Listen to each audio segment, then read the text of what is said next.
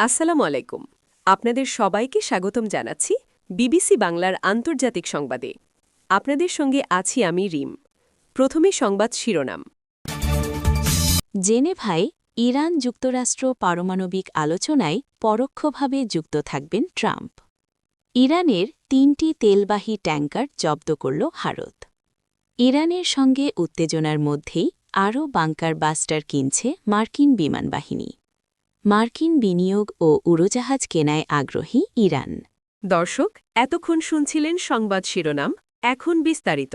আপনি যদি ইহুদিদের ধ্বংস চান তাহলে ভিডিওতে লাইক করে চ্যানেলটি অবশ্যই সাবস্ক্রাইব করে আমাদের পাশে থাকবেন। এখন বিস্তারিত। জেনেভায় ইরান যুক্তরাষ্ট্র পারমাণবিক আলোচনায় পরোক্ষভাবে যুক্ত থাকবেন ট্রাম্প। মার্কিন প্রেসিডেন্ট ডোনাল্ড ট্রাম্প জানিয়েছেন, সুইজারল্যান্ডের জেনেভায় ইরান ও ওয়াশিংটনের মধ্যে অনুষ্ঠিতব্য গুরুত্বপূর্ণ দ্বিতীয় দফার পারমাণবিক আলোচনায় তিনি পরোক্ষভাবে যুক্ত থাকবেন। এক প্রতিবেদনে মঙ্গলবার ১৭ ফেব্রুয়ারি এ তথ্য জানিয়েছে কাতার ভিত্তিক সংবাদ মাধ্যম আল জাজিরা। স্থানীয় সময় সোমবার ১৬ ফেব্রুয়ারি মার্কিন প্রেসিডেন্টের এই মন্তব্য এমন সময়ে সামনে এল যখন ইরানের পররাষ্ট্রমন্ত্রী আব্বাস আরাকচি যুক্তরাষ্ট্রের সঙ্গে পরোক্ষ আলোচনার প্রস্তুতিমূলক বৈঠকে অংশ নিতে সুইজারল্যান্ডের জেনেভাতে পৌঁছেছেন। গুরুত্বপূর্ণ এই আলোচনাকে ঘিরে উপসাগরীয় অঞ্চলে উত্তেজনা বিরাজ করছে। এরই মধ্যে অঞ্চলটিতে যুক্তরাষ্ট্র সেখানে দ্বিতীয় একটি বিমানবাহী রণতরী মোতায়েন করেছে। অন্যদিকে ইরানের সর্বোচ্চ নেতা আয়াতুল্লাহ আলী খামেনি সতর্ক করে বলেছেন, ইরানের ওপর যে কোনো হামলা আঞ্চলিক যুদ্ধের দিকে পরিস্থিতিকে ঠেলে দিতে পারে। প্রেসিডেন্ট ট্রাম্প এয়ারফোর্স মানে সাংবাদিকদের বলেন, মঙ্গলবারের আলোচনা অত্যন্ত তাৎপর্যপূর্ণ।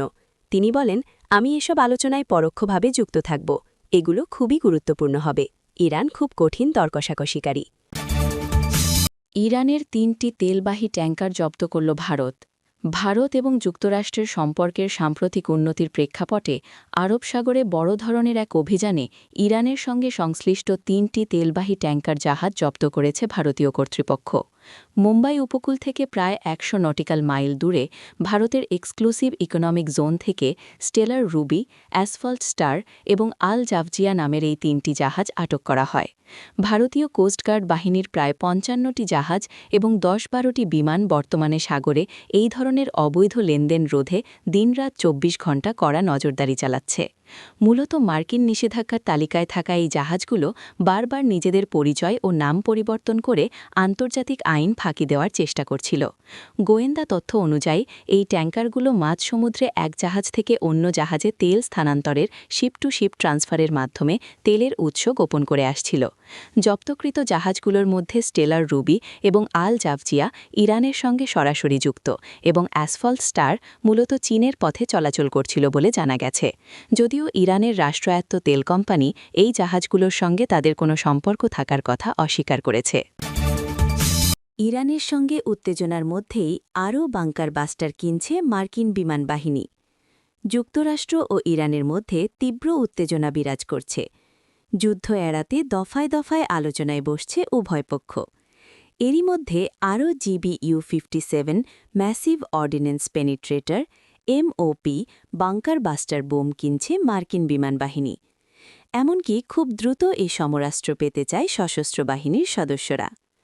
বিধ্বসী এই ক্ষেপণাস্ত্রের মজুদ পুনরায় পূর্ণ করতে মার্কিন সমরাস্ত্র ও বিমান প্রস্তুতকারী প্রতিষ্ঠান বোয়িংকে অর্ডার বা কার্যাদেশও দেওয়া হয়েছে। এর জন্য ইতোমধ্যে একটি চুক্তিও সই হয়েছে। এর আগে গত জুনে অপারেশন মিডনাইট হ্যামারের সময় ইরানের পারমাণবিক স্থাপনাগুলোতে ১ ডজনেরও বেশি বাংকার বাস্টার বোমা নিক্ষেপ করেছিল যুক্তরাষ্ট্র। গত সপ্তাহে অনলাইনে পোস্ট করা একটি নোটিশ অনুযায়ী মার্কিন বিমান বাহিনী জানিয়েছে যে তারা বোয়িংকে এই অর্ডার দিচ্ছে কারণ অপারেশন মিডনাইট হ্যামারে শেষ হয়ে যাওয়া GBU-57 মজুদ কমে গেছে। পুনরায় তা পূর্ণ করার জন্য এই সংগ্রহ ও রক্ষণাবেক্ষণ কার্যক্রম অত্যন্ত জরুরি। বোয়িং হল একমাত্র কোম্পানি যারা GBU-57 MOP তৈরি করে। এই বিশেষায়িত সমরাস্ত্রটির জন্য কেন পেন্টাগন কোনো উন্মুক্ত প্রতিযোগিতামূলক দরপত্র আহ্বান করেনি তা ব্যাখ্যা করতেই এই নোটিশ দেওয়া হয়েছে।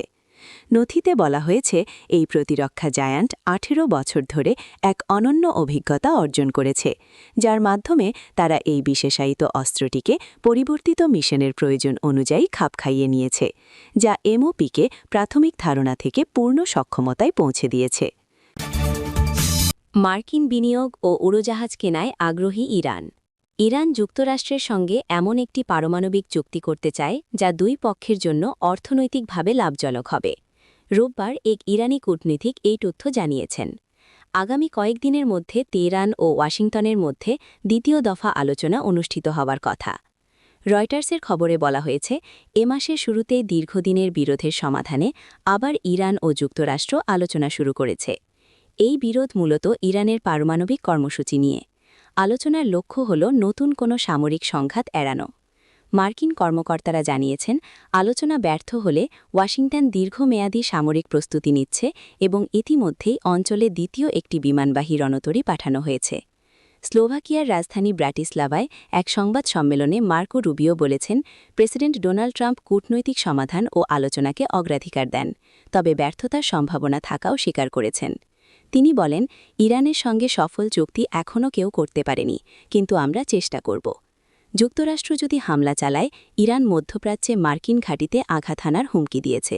তবে রোববার ইরান তুলনামূলকভাবে নমনীয় অবস্থান দেখিয়েছে। ইরানের পররাষ্ট্র মন্ত্রণালয়ের অর্থনৈতিক কূটনীতি বিষয়ক উপপরিচালক হামিদ কানবারি বলেছেন, চুক্তি সফল করতে যুক্তরাষ্ট্রকেও এমন খাতে অংশগ্রহণ করতে হবে যেখানে দ্রুত ও উচ্চ অর্থনৈতিক লাভ পাওয়া যায়। আলোচনায় তেল ও গ্যাস, খনিজ খাতের বিনিয়োগ, এমনকি বিমান কেনাবেচাও অন্তর্ভুক্ত হতে পারে।